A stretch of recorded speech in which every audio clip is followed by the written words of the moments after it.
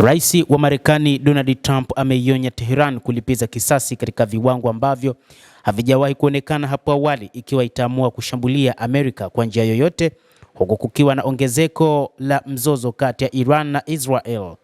Siku ya Jumamosi, shirika la habari la Fars limeripoti likinukuu chanzo chenye uwezo wa kufikia uongozi wa kijeshi mjini Tehran kwamba jibu la Iran kwa mashambulizi ya IDF dhidi ya nchi hiyo litaenea katika maeneo yote yanayokaliwa na utawala huu wa Israel na vituo vinavyohusiana na Marekani katika eneo hilo katika siku zijazo.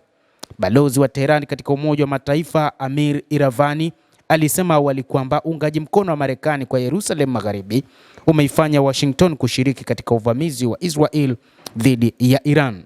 Trump alitumia jukwaa lake la Truth Social siku ya leo Jumapili kuionya Iran, akisema, ikiwa tutashambuliwa kwa njia yoyote, sura au muundo na Iran, nguvu kamili na nguvu za wanajeshi wa Marekani zitashuka juu yenu katika viwango ambavyo hamjawahi kuona hapo awali, anasema rais huyo wa Marekani kupitia ukurasa wake wa Truth Social. Rais huyo alisisitiza kwamba Marekani haina uhusiano wowote na shambulio la Iran usiku wa leo. Pia alitaka Tehran kurejesha diplomasia, akidai tunaweza kupata makubaliano kwa urahisi kati ya Iran na Israel na kumaliza mzozo huo wa umwagaji damu. Mazungumzo ya nyuklia kati ya Washington na Tehran ambayo yalikuwa yamepangwa kufanyika Oman mnamo siku ya leo ya Jumapili yamefutwa baada ya Israel kulenga shabaha nyingi kote Iran siku ya Ijumaa, ikiwa ni pamoja na maeneo ya kurutubisha madini ya uranium, huku pia ikiwaua makamanda kadhaa wakuu wa kijeshi na wanasayansi.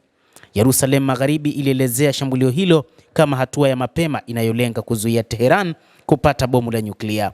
Iran, ambayo imekanusha mara kwa mara kutekeleza mpango wa kijeshi wa nyuklia, ilisema mashambulizi hayo ya anga ni sawa na tangazo la vita na ilijibu kwa kurusha masafa mengi ya makombora ya ballistic katika maeneo yanayolengwa nchini Israel, ikiwa ni pamoja na katika mji mkubwa zaidi wa nchi hiyo, Tel Aviv.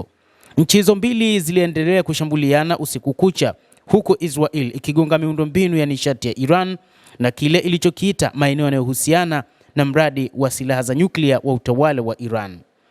Tehran ilijibu kwa kurusha makombora zaidi kwenye shabaha kote Israel pamoja na karibu na Haifa na Tel Aviv na kuua watu wasiopungua 10 na kujeruhi wengine karibu 200 kulingana na madaktari na vyombo vya habari nchini Israel ambavyo vimeeleza juu ya yale yanayoendelea huko katika Mashariki ya Kati, hasa katika taifa lao la Israel kutokana na makombora yanayorushwa na Iran pamoja na ndege zisizokuwa na rubani.